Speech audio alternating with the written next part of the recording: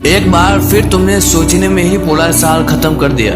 2022 आने से पहले आपने खुद से न जाने कितने वादे किए होंगे। मैं ये बनूंगा, मैं वो करूंगा, मैं लोगों की मेरी औकात दिखाऊंगा, लेकिन कुछ भी नहीं हुआ। पूरा साल आपने हंसी मजाक, खेलकूद, लोगों की बुराइयां करना, इंस्टाग्राम रील को स्क्रॉल करते करते पूरा साल गंवा दिया। लेकिन कोई बात नहीं दोस्तों, इंसान को सही रास्ते का पता तब तक नहीं चलता जब तक वो ठोकरें नहीं खाता। मैं आपको 2023 की कुछ ऐसी टिप्स बताऊंगा जो कहीं ना कहीं आपको औरों से बेहतर बनाएगी।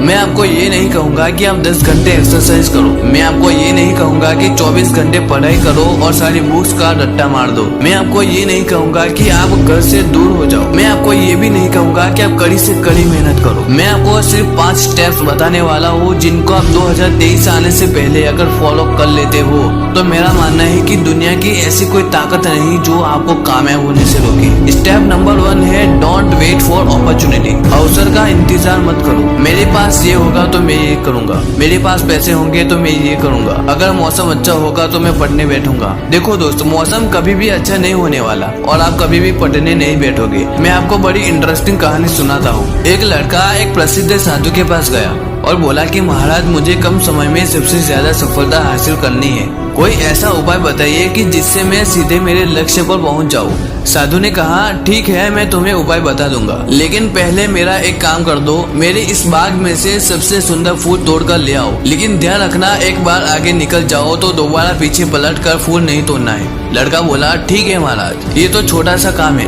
मैं अभी एक सुंदर फूल तोड़ कर ले आता हूँ। वह लड़का बाग में गया तो उसे पहला ही फूल बहुत सुंदर लगा, लेकिन उसने सोचा कि आगे इससे भी सुंदर फूल होंगे। लड़का आगे बढ़ा, उसे एक से बढ़कर एक सुंदर फूल दिखे, लेकिन वह अच्छे से अच्छा फूल देखने के लिए आगे बढ़ता रहा। जब वह बाग के अंत में पहुंचा तो वह मुरझाए हुए और बेजान फूल थे। ये देखकर लड़का निराश हो गया और खाली हाथ ही संत के पास पहुंच गया। साधु ने समझाते हुए कहा कि हमारे जीवन में भी ऐसा ही होता है, इसलिए प्रारंभ से काम शुरू कर देना चाहिए। जैसे ही कोई अवसर मिले उसका उपयोग कर लेना चाहिए। ज्यादा अच्छे अवसर के चक्कर में हाथ आए अवसर को नहीं छोड़ना चाहिए। कभी भी अवसर का इंतजार नहीं करना चाहिए। अगर आप सचमुच में एक महीने में कुछ उखाड़ना चाहते हो तो आपको टाइम वेस्ट करना छोड़ देना होगा और स्टेप नंबर 1 को बारीकी से फॉलो करना होगा। Step number 2, don't make excuse. बहाने बनाना छोड़ दो। मेरे पास टाइम नहीं है, मैं ये नहीं कर सकता। अरे यार, मैं तो गांव में रहता हूँ ना, गांव वालों को सपोर्ट कहाँ मिलता है। मेरे पास पैसे नहीं है, मैं ये काम स्टार्ट नहीं कर सकता। मेरे पास स्कूल की फीस नहीं है, मैं पढ़ नहीं सकता। मेरे घर वाले सपोर्ट नहीं करते।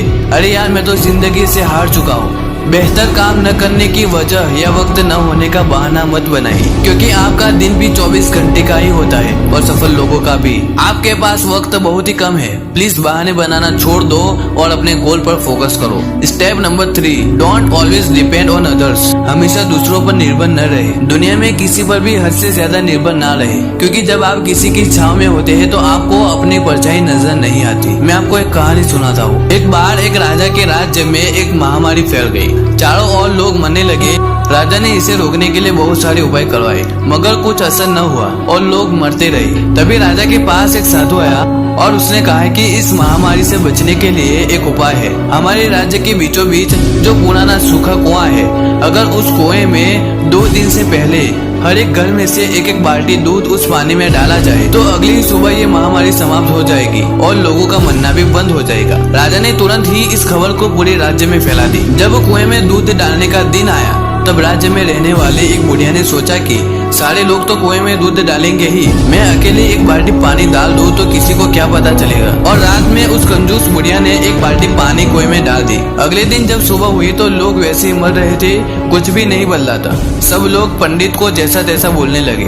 पंडित और राजा कुएं को देखने आए और उन्होंने देखा तो हैरान रह गए। सारा कुआं पानी से भरा हुआ था, दूध की एक बूंद भी वहाँ नहीं थी। दरअसल दोस्तों, जो विचार बुढ़िया के मन में आया था वही विचार राज्य के सारे लोगों में भी आया था। जब भी ऐसा काम आता है जिसे बहुत सारे लोगों को मिलकर करना होता है, तब अक्सर हम अपनी जिम्मेदारियों से यह सोचकर पीछे हट जाते हैं कि कोई ना कोई तो इस काम को कर ही लेगा। इसलिए दोस्तों कहते हैं कि हमेशा दूसरों पर निर्भर न रहे।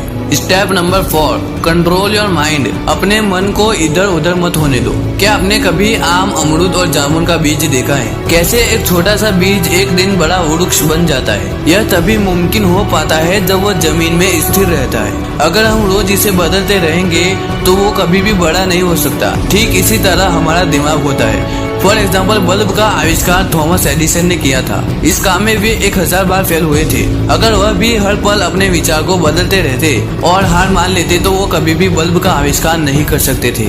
इसलिए अपने माइंड को सिर्फ एक ट्रैक पर चलाए।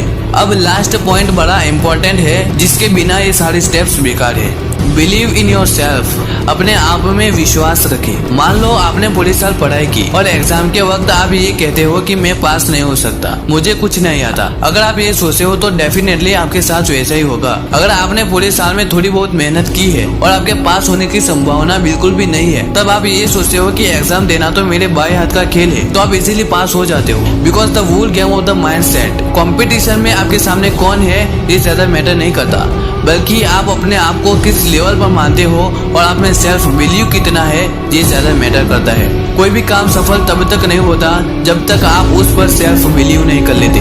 राह संघर्ष की जो चलता है वही संसार को बदलता है। जिसने रातों से जंग जीती है सूर्य बनकर वही निकलता है। अपने हर सपने को सांसों में रखो, हर मंजिल को अपनी बाहों में रखो। हर जीत आपकी है, बस अपने लक्ष्य को अपनी आंखों में रखो। ज़मीर जिंदा रख, कबीर जिंदा रख। अगर तू सुल्तान भी बन जाए तो दिल में फकीर जिंदा रख।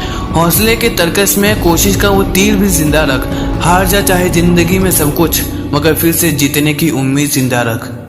पानी को बर्फ में बदलने में वक्त लगता है, ढले हुए सूरज को निकलने में वक्त लगता है। थोड़ा धीरज रख ए दोस्त, थोड़ा और जोर लगाता रह, क्योंकि किस्मत के जंग लगे दरवाजे खुलने में हमेशा वक्त लगता है। दोस्तों ये वीडियो आपको जरा सी भी हेल्पफुल लगी हो, थोड़ा सा भी मोटिवेशन मिला हो तो इस वीडियो को शेयर जरूर कर देना।